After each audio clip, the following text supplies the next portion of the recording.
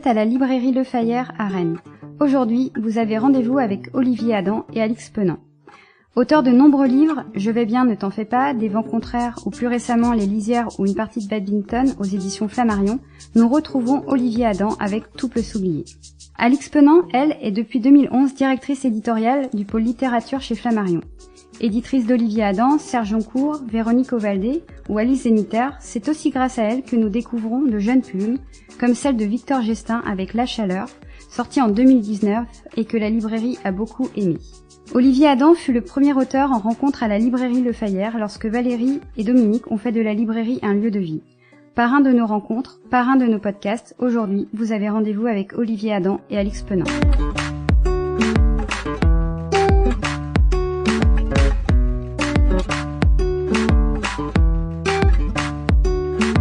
Bonjour et bienvenue dans ce premier podcast de la librairie Le Fayère à Rennes réalisé par Arnaud Vasmer. Dans cette série, nous allons vous proposer d'entendre un auteur parler de son livre et de son travail avec son éditeur avant d'entendre cette seconde personne ensuite.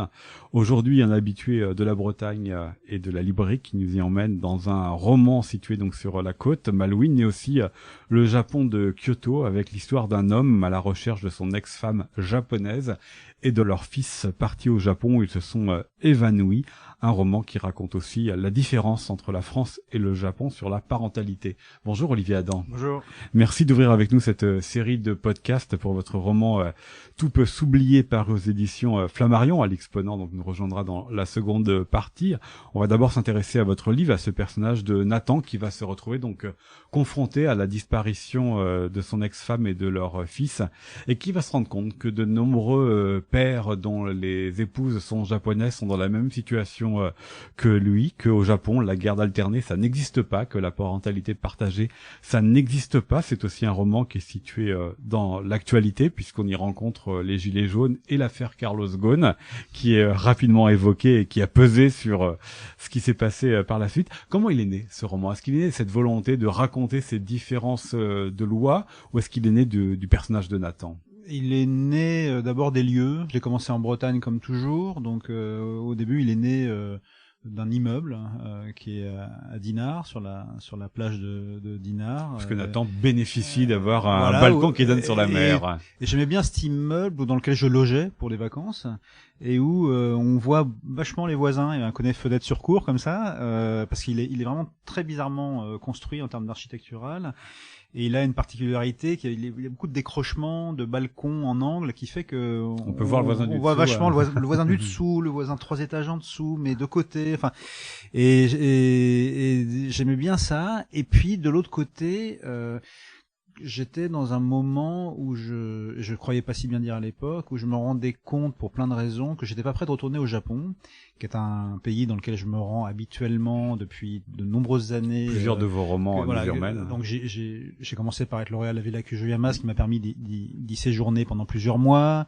Je suis retourné ensuite plusieurs mois par mes propres moyens, et puis depuis j'y vais tous les 2 ans, disons 1 an et demi, 2 ans. Et là, pour plein de raisons, ça s'éloignait, et j'avais une espèce de sentiment de manque. Et puis au fond, l'écriture, c'est quand même un moyen assez fort de rejoindre ceux qu'on aime et qui nous manquent, ou les lieux qu'on aime et qui nous manquent. Donc déjà c'est parti de ça. Je sentais venir un livre qui mêlerait un peu mes 2 territoires d'élection, la Bretagne et le Japon. J'avais consacré pas mal de livres à chacun d'entre eux, mais je les avais jamais fait se rencontrer à travers ce personnage dont je savais qu'il habiterait peut-être dans cet immeuble-là. Et puis l'autre chose, c'est comment parfois la vie personnelle percute comme ça la création. C'est-à-dire que il se trouve que dans mon entourage relativement proche, par alliance, il y a une jeune femme qui s'appelle Tiffaine Véron, qui a disparu il y a 2 ans maintenant à Nikko, au Japon.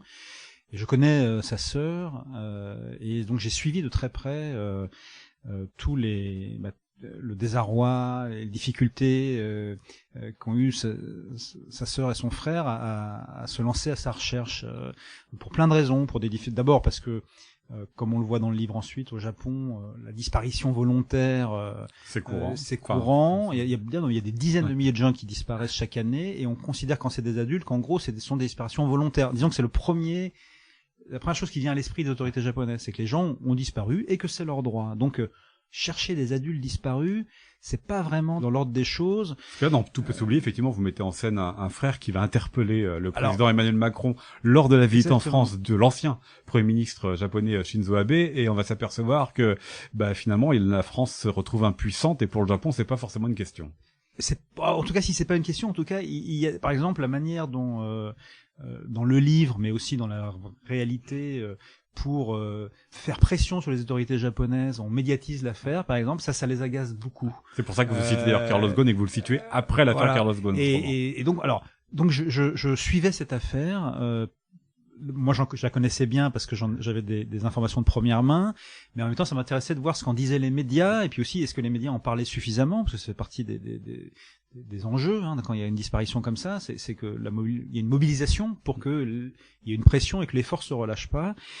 Et en fait, quand on tape disparition français, Japon, etc., pour avoir on tombe assez vite sur une autre affaire, mais alors qui concerne plus de gens que la famille de Tiphaine Véron, qui a pour sujet l'enlèvement parental au Japon.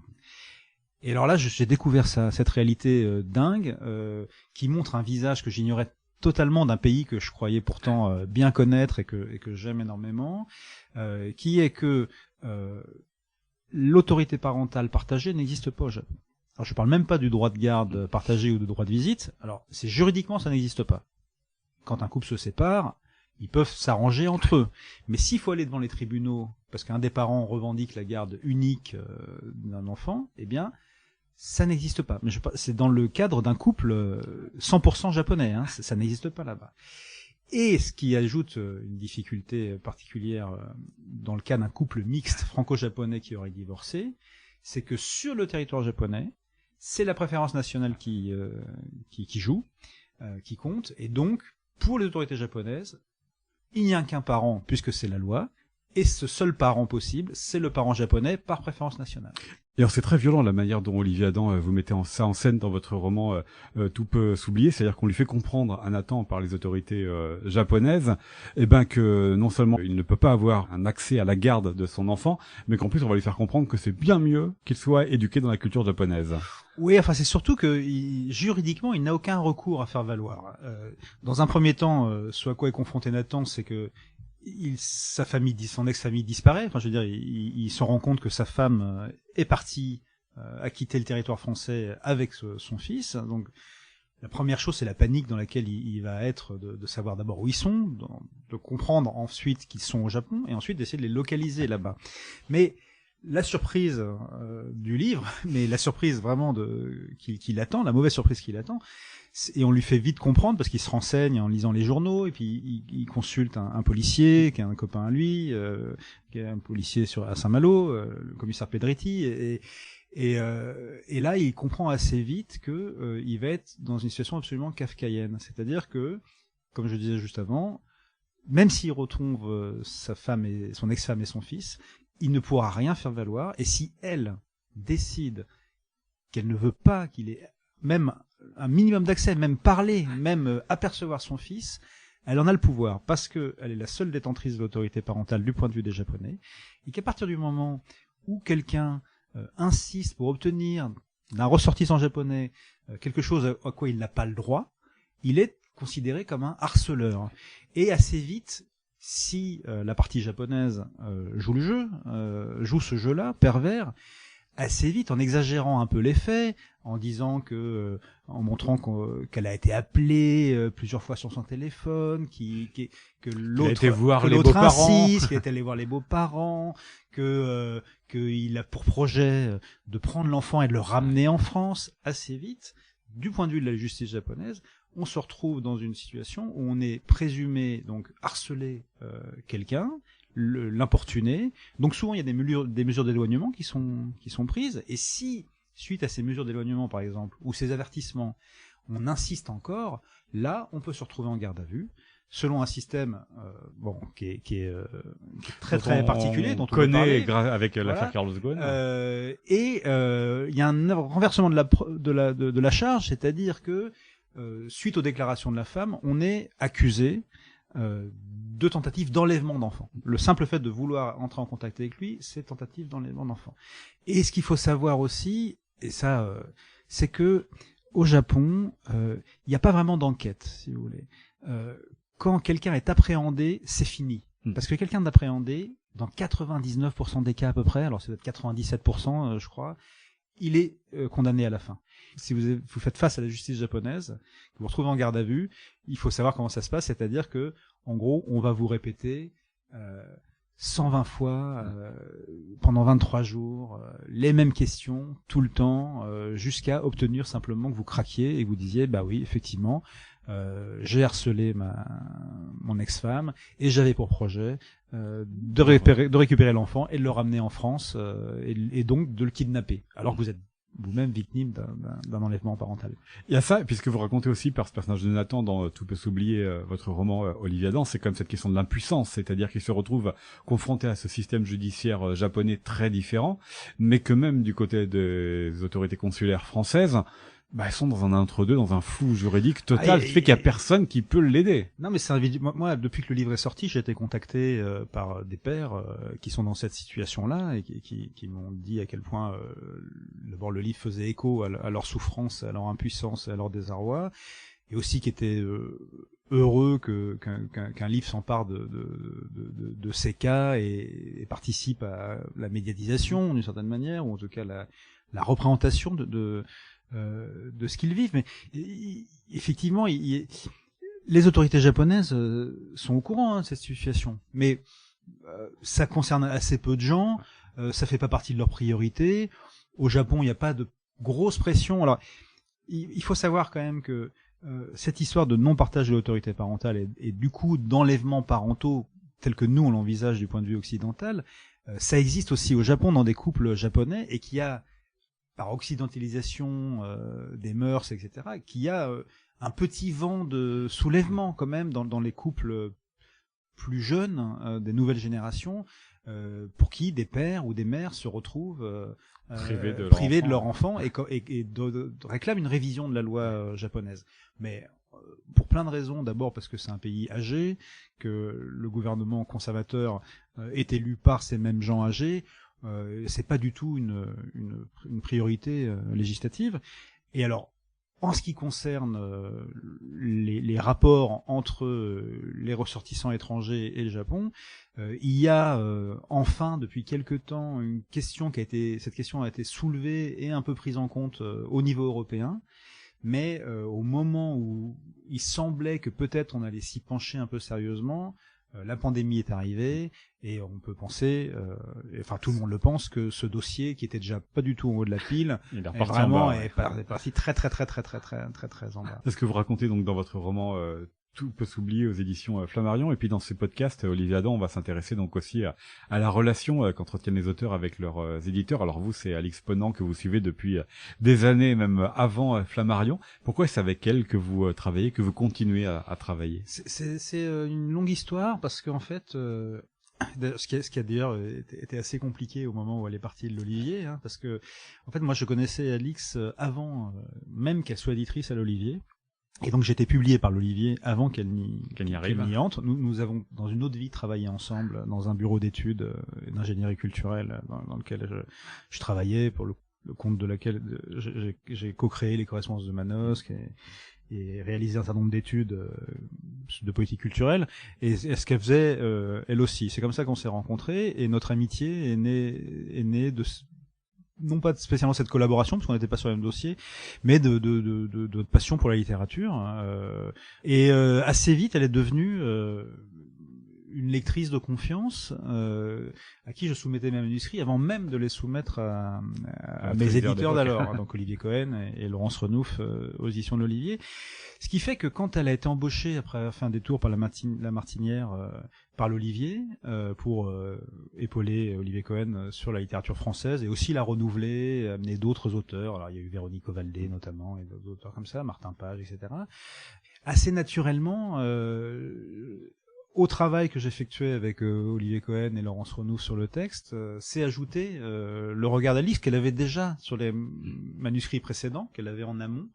Et puis là, que naturellement, puis Olivier Cohen savait très bien qu'on était liée amicalement et littérairement, intellectuellement. Donc, assez naturellement, au fil des livres, elle est devenue la première lectrice au sein de la maison d'édition, et la personne avec qui je travaillais, avec cette particularité que si j'ai beaucoup d'affection, d'estime et de respect et d'admiration pour Olivier Cohen, il y avait aussi ce truc que avec Alix on se voyait en dehors. En fait, le fil de la discussion n'était jamais interrompu. C'est-à-dire que elle était tout le temps en temps réel au courant des questions que je me posais, des directions que je prenais, et donc ça c'est assez rare. Et c'est pour ça que quand elle est partie chez Flammarion pour prendre la direction de la littérature française ici, je me suis retrouvé dans un conflit de loyauté assez compliqué, c'est-à-dire que l'Olivier était une maison qui m'avait, même si j'avais pu au dilettante avant, mais enfin qui m'avait, c'est là qui vous a donné la chance, et puis c'est grâce à eux que j'ai connu des succès auxquels je m'attendais pas du tout, voilà, et donc ils m'ont mis plus que le pied à l'étrier, hein, je leur dois énormément, et puis je suis toujours d'ailleurs très attaché à la maison, hein. Et puis il y avait le départ d'Alix qui était la personne pour le coup, non pas la maison, mais la personne avec qui je travaillais, avec qui j'étais en dialogue permanent, voilà. Et donc finalement après de longues hésitations, j'ai d'ailleurs été le premier à suivre Alix chez Flammarion. Véronique Cavalier est arrivé 2 livres plus tard. Elle en a d'abord refait encore à l'Olivier, puis après d'autres ont suivi, puis ensuite la notoriété, mais surtout la réputation d'éditrice d'Alix ayant essaimé dans toute la France. C'est vrai que maintenant, non seulement des primo-romanciers s'adressent à elle parce qu'ils savent qu'elle est l'éditrice de tel ou tel auteur, et alors ils ont entendu parler de son talent d'éditrice, mais aussi beaucoup d'auteurs extérieurs à la maison à force veulent travailler avec elle parce que elle a cette capacité d'accompagnement dans tous les aspects de la création. Après, il y a ce truc qui est essentiel, surtout quand vous devenez quelqu'un entre guillemets de bankable pour une maison, c'est-à-dire quand vous commencez à être dans les listes de best-sellers, que à peu près tous vos livres, alors des fois c'est haut, des fois c'est moyen, mais globalement que tous vos livres se vendent, il y a cette nécessité d'avoir en face de vous un interlocuteur et donc un partenaire qui n'hésitera pas à vous dire quand vous lui rendez un texte, bon là, tu t'es fait plaisir, tu t'es reposé sur tes lauriers, t'as écrit dans tes charentaises, mais non quoi.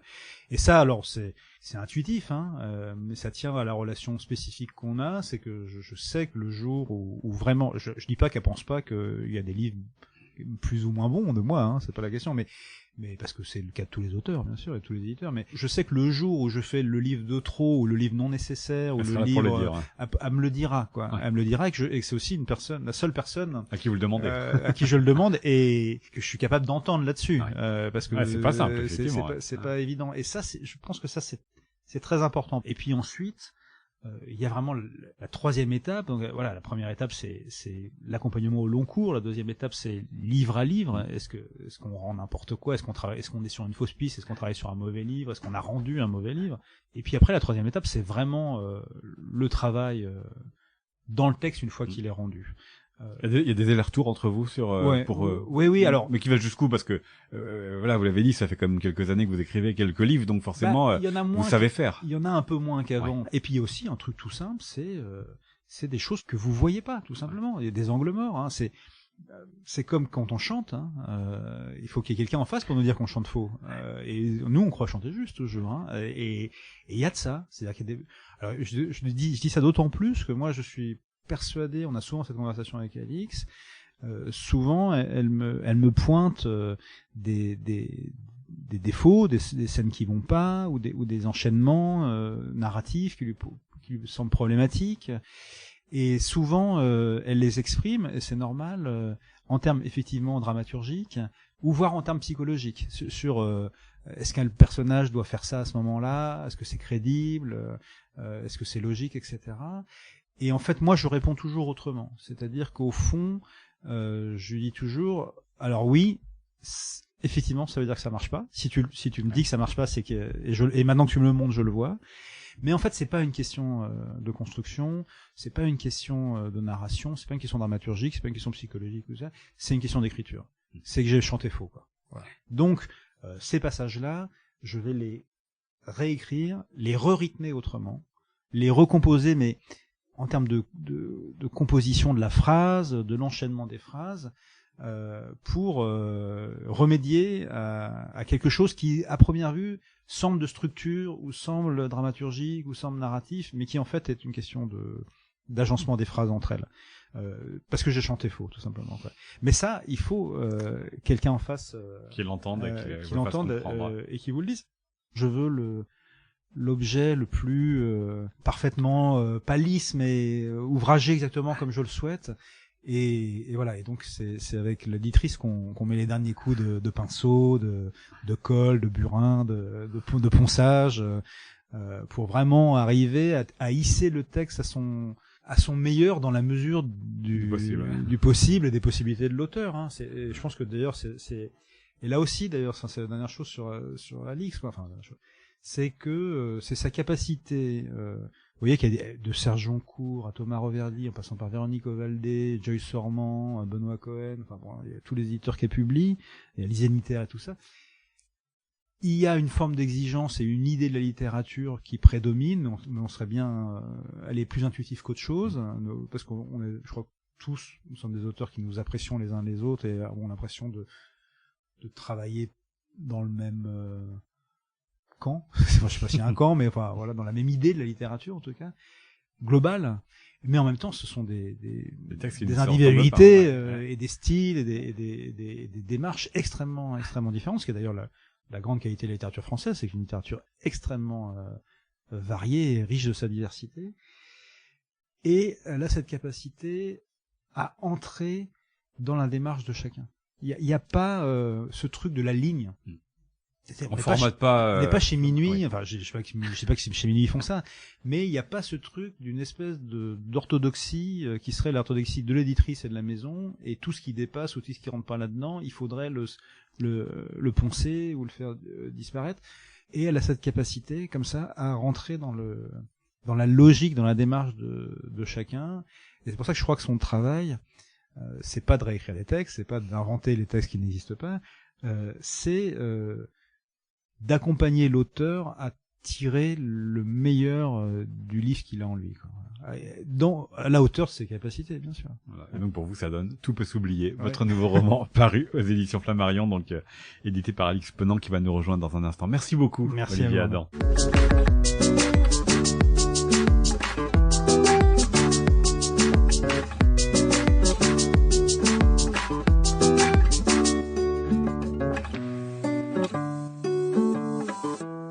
Nous poursuivons ce podcast en compagnie d'Alix Penant pour les éditions Flammarion. Vous êtes la directrice éditoriale littérature. Bonjour. Bonjour. Nous venons d'entendre Olivier Adam nous parler de son livre Tout peut s'oublier.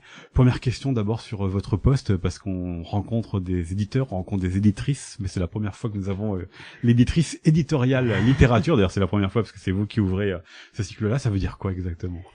Alors, directrice éditoriale, c'est parce que je coordonne toute la fiction française chez Flammarion. Je m'occupe aussi de la poésie, de la revue Décapage. Donc voilà, ça englobe tout ça et on a quand même pas mal, une grosse production annuelle. Dont Olivier Adam, que vous avez embarqué avec vous en changeant de maison d'édition pour arriver chez Flammarion il y a 10 ans d'ailleurs. Est-ce que vous savez pourquoi il a continué à vouloir travailler avec vous et à vous suivre ? Eh bien, je crois qu'on avait noué un lien très fort, éditorial. Je travaillais déjà beaucoup avec lui sur ses textes, et de grande confiance. Et donc, quand je suis partie, je ne lui ai pas demandé de me suivre. Il m'a pas dit qu'il me suivait. Et petit à petit, les mois passant, je pense qu'il a tenté l'aventure avec moi. Pour arriver jusqu'à ce nouveau roman Tout peut s'oublier, donc cette histoire entre la France et le Japon, avec ce père dont le fils et l'ex-femme sont partis s'évanouir au Japon et qui va s'apercevoir que c'est le cas de beaucoup de pères dont les épouses japonaises restent là-bas et avec des conceptions du partage de l'autorité parentale qui sont pas les mêmes que celles que la France. J'aimerais que vous nous racontiez, que vous nous expliquiez comment vous travaillez avec un auteur comme Olivier Adam. Comment est-ce que vous bricolez ou recousez le texte ensemble? Alors, il n'y a pas vraiment à recoudre chez Olivier. Il a quand même énormément d'expérience et il l'avait déjà même avec ses tout premiers textes, même son 3e, son 4e avec Falaise. C'est des textes qui ont un degré d'aboutissement quand je les lis qui est un degré certain d'aboutissement. C'est pas un primo-romancier, c'est pas quelqu'un qui on dit tu devrais changer la fin, etc. Non pas par trouille de sa réaction, mais parce que le livre arrive et qu'il est déjà terminé. Alors il y a plusieurs choses. Il y a les discussions au long cours que nous avons depuis des années, et puis repérant l'un et l'autre comment il travaille, c'est-à-dire qu'il fait souvent un texte plus personnel avec un narrateur qui est une sorte de double, comme dans les lisières, voilà, les lisières, une partie de badminton, non mais avec des choses plus personnelles à l'intérieur et entrelacées par des romans très romanesques où là il a son double mais très lointain, comme Chanson de la ville silencieuse, Peine perdue, Des vents contraires et il y a plus longtemps. Et donc c'est une espèce de balancier dont on s'est aperçu au fil des années, qui est maintenant assez régulier. Et puis voilà, donc il y a tout ce qui nourrit notre relation éditoriale en dehors du travail sur le texte, les livres qu'il lit, que je lis, qu'on partage, les livres des autres, parce que c'est un immense lecteur de littérature française et de littérature étrangère, les films, voilà ce qu'on pense des sujets des uns des autres, et tout ça nourrit beaucoup sa réflexion, la mienne. Et donc ça c'est ce qu'il y a comme relation entre les livres. Après ça, il y a le moment où je reçois le nouveau roman d'Olivier. Et ce moment-là, c'est toujours une surprise parce que Olivier me dit très très vaguement ce sur quoi il travaille. Il me dit souvent qu'il avance. De temps en temps, il me dit j'ai 150 000 signes ou 200 000 signes. Mais je ne sais jamais précisément sur quoi ça va être. Il ne me fait jamais lire un premier chapitre ni une moitié de livre. Quand il me l'envoie, c'est qu'il l'a terminé, qu'il l'a laissé reposer, qu'il l'a relu 502 fois. Et là, il arrive sur ma boîte mail et je le lis évidemment tout de suite. Et je peux pas dire autre chose que j'aime tout de suite parce qu'à chaque fois, il me surprend, parce qu'à chaque fois, l'écriture est très belle, parce que à chaque fois, il sait se renouveler dans les thèmes et que j'aime ses personnages, j'aime la sensibilité de ses personnages et qu'on retrouve toujours dans les textes, même quand ils ont... Voilà, ce que je disais tout à l'heure, presque, qui sont pas écrits exactement aux mêmes endroits. On retrouve beaucoup de choses en commun, qui est son univers, un univers qui lui est propre et qui a, qui plaît énormément et à moi également. Après ça, on travaille, on fignole le texte ensemble. Voilà, je dirais. Mais il a pas de demande, il formule pas de demande. Si. Olivier, quand il envoie son texte, il veut que je lui dise exactement ce que j'en pense. Et si j'ai des hésitations sur un épisode, sur un tout petit parti pris, sur des choses comme ça, je lui dois la vérité. Il me l'a demandé. Tous les auteurs ne le demandent pas, aussi instamment qu'il le demande lui. Donc je sais que quand je le lis une première fois comme ça pour en parler, quand je le relis pour lui faire un retour plus précis, je sais que j'ai le droit de tout me permettre, de commenter telle phrase, tel paragraphe, tel usage de tel mot, de dire ici est-ce que tu es sûr, etc. Donc voilà, tout à l'heure vous parliez de recoudre, c'est vraiment pas du tout recoudre, c'est vraiment plutôt faire de la dentelle avec un texte qui à 99% restera comme il est, et puis à 1% bouge, et puis après ça, voilà, on a tout ce qu'il y a à côté dans la vie éditoriale, c'est-à-dire le choix de la couverture, à quel moment on va le programmer, à côté de qui on va sortir, comment il l'envisage, qu'est-ce qu'on en dit, comment on le présente, et tout ça, ça fait aussi notre relation. Ouais, effectivement. Vous avez parlé d'autres auteurs qui vous demandent pas forcément de dire la vérité. Alors, je vais pas vous demander de nous dénoncer, de dire quels sont les noms, mais voilà, quand on regarde votre catalogue, ceux qui sont parus, par exemple, à l'automne, l'été et l'automne 2020, Serge-Encourt, Alice Zénitaire, chaque auteur évidemment différent, a des demandes différentes. Comment est-ce que vous arrivez à travailler avec eux pour arriver au produit final qui était quand même, c'est comme vous qui avez le final cut à la fin en tant qu'éditrice? Eh bien, en fait, je dois vous dire que j'ai quand même beaucoup d'auteurs qui me demandent de leur dire la vérité, parce que ils savent que je peux passer beaucoup de temps, que je peux lire généralement 2 à 3 fois le manuscrit, que ce soit des auteurs connus ou des auteurs de premiers romans. Je pense que si vous les interrogez, ils vous diront tous que j'ai pas lu une fois le texte, j'ai lu 3 fois. Donc je suis aussi leur petit filet de sécurité. Et puis les auteurs, il y en a avec qui j'ai des collaborations longues, donc on finit par se faire confiance, et puis ils savent aussi que moi je lis beaucoup de choses qui paraissent dans les autres maisons, donc que je leur conseille très souvent des livres de leurs collègues et concurrents quand ils sont en rentrée, etc., en leur disant ce qu'il faut lire, ce qui est génial dans telle maison, etc. Donc d'une certaine façon, je pense que ça doit participer de la confiance qu'ils me font. On n'est pas seul dans mon bureau, on s'inscrit dans un paysage littéraire. Justement, vous parlez des autres auteurs publiés ailleurs. Ça affine, ce qu'est l'identité de votre maison d'édition dans laquelle vous êtes, Flammarion. Parce qu'il lui faut quand même aussi une identité. Il lui faut un fil qui va relier, même s'il est mince, qui peut relier tous les auteurs. Moi, je pense qu'il y a un fil quand même dans ces auteurs que vous citez. Assez même générationnel, hein. C'est des auteurs, si je prends juste les productions de janvier, de décembre et de janvier de l'année dernière, voilà, en 2-3 programmations, moments de programmation, il y a beaucoup d'auteurs qui se connaissent, qui se lisent entre eux. Voilà, moi j'ai des auteurs qui se lisent entre eux, donc ça veut dire qu'il y a quelque chose de commun entre eux parce qu'ils sont voilà, oui, je sais pas s'ils s'influencent, mais en tout cas ils sont intéressés par les démarches littéraires des autres, par leur rapport à la fiction. Voilà, moi je ne m'interdis pas les récits, parfois des essais, mais c'est vrai qu'il y a une très grosse dominante fictionnelle dans ce que je publie, ce sont des romans. Et après ça, moi mon goût de lectrice, il est très large. Donc dans les maisons, il y a des maisons qui ont des identités très fortes qui sont pas du tout celles que je développe et que j'aime beaucoup. Et puis voilà, ici chez Flammarion, on est une grande maison généraliste. Il y avait une tradition romanesque qui me convenait très bien, et donc c'est dans celle-ci que je me suis glissée. Il y a des textes parfois très plus difficiles, périlleux, avec des dispositifs. Je sais que je suis pas la meilleure pour les défendre. Ça veut pas dire qu'ils seront pas publiés ailleurs, mais voilà. Et donc c'est pas seulement une question de goût personnel, c'est aussi une question d'identité de la maison, de ce qu'on peut proposer. Et il s'agit quand même toujours de proposer à l'auteur de rester au meilleur endroit. Évidemment. Pour lui. Alors, à l'Exponent, justement, je vous propose un défi, c'est de nous définir ce qu'est cette ligue, ce qu'est ce catalogue. Qu'est-ce qu'il doit y avoir dans un texte ou chez un auteur pour qu'il soit édité chez vous? Alors déjà, il doit y avoir un rapport à la littérature et à la langue. Voilà, à l'écriture. Moi, je fais souvent le distinguo, sans jugement, hein, entre les livres qui racontent une histoire et les livres qui écrivent une histoire. Voilà. Donc ça, pour moi, c'est un vrai rapport à la langue ou à la composition du texte. C'est très important.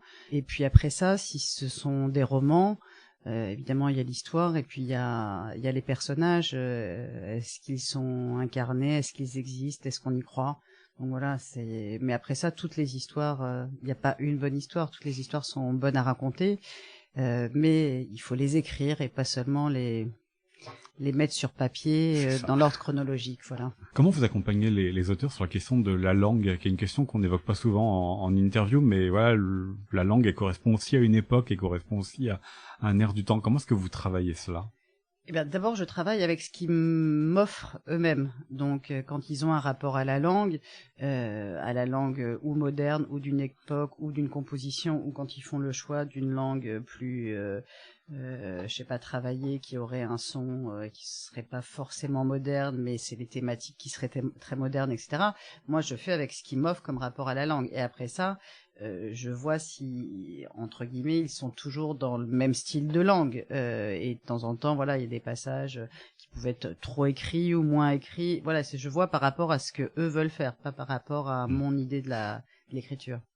Et par rapport au thème, parce que Olivier Adam est un écrivain qui est remarqué aussi pour la manière dont il se saisit de l'ère du temps. Et là, on rencontre Carlos Ghosn, enfin l'affaire Carlos Ghosn, dans son nouveau roman, les Gilets jaunes aussi qui sont évoqués dans ce roman-là.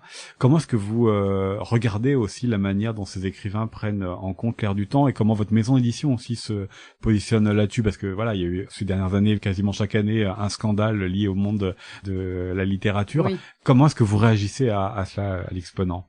Alors, en l'occurrence, pour Olivier Adam, je vais rectifier, c'est pas seulement qu'il s'empare de l'air du temps, c'est que très souvent, il a même un temps d'avance. Ouais. Et je le dis parce que quand il avait fait paraître son premier livre chez Flammarion, qui était Les Lisières, c'est la France périphérique. Voilà, il avait parlé de la France périphérique. Nous étions en 2012, c'était avant le livre de Gulli.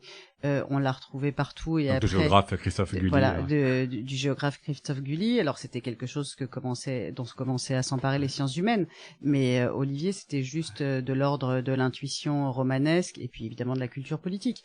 Donc c'était vraiment en amont et ce livre-là, après ça, je me souviens, on avait été surpris de voir plein d'hommes politiques qui voulaient déjeuner avec lui, qui écrivaient des discours en parlant de cette France périphérique, comme dit Olivier Adam.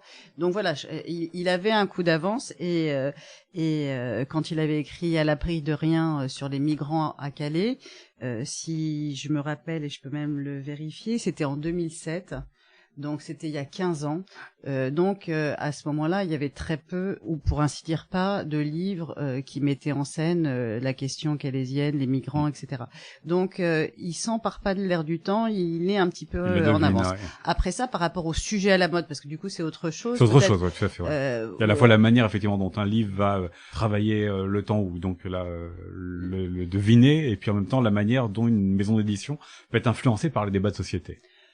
Oui, alors bon, la littérature, c'est pas l'espace du débat de société. Donc moi, j'ai des auteurs à qui, évidemment, ça me viendrait même pas à l'idée de leur dire tu devrais travailler toi en tant que femme sur ça, ou toi en tant que minorité sur la question des minorités, ou voilà. Donc moi, je pense pas qu'on soit là pour faire des livres sur exactement ce qu'il y a eu dans la presse, ni dans les essais, ni rien. Donc la littérature, c'est un autre endroit quand même. Donc pour moi, c'est pas une nécessité d'accompagner l'air du temps. Parfois, et d'ailleurs, généralement, quand quelque chose est dans l'air du temps, c'est déjà périmé en littérature, parce qu'il faudrait que l'auteur s'en empare là. Le livre est fini 8 mois après, il sort 1 an et demi après. Donc en fait, on court après l'époque plutôt que d'en prendre le pouls ou de la deviner un petit peu en avance, comme on l'a si souvent dit de Houellebecq, etc. Voilà, c'est un écrivain, c'est un peu ailleurs quand même. On va terminer sur cette belle formule, un écrivain, c'est un peu ailleurs. Et puis je renvoie donc à la lecture des livres que vous avez publiés, dont Tout peut s'oublier de Olivier Adam chez Flammarion à l'Exponent. Merci beaucoup. Merci à vous. C'est un podcast d'Arnaud Vasmer pour la librairie Le Fayère à Rennes.